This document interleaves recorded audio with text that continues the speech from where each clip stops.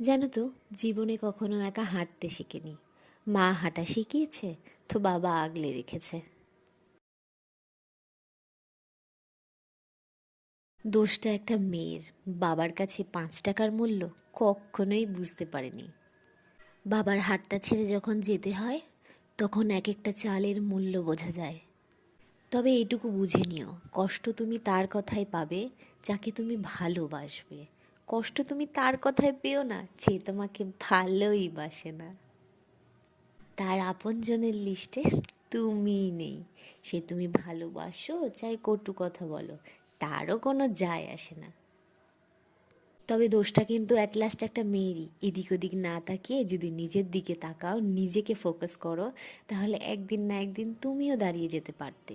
কিন্তু সেটা না করে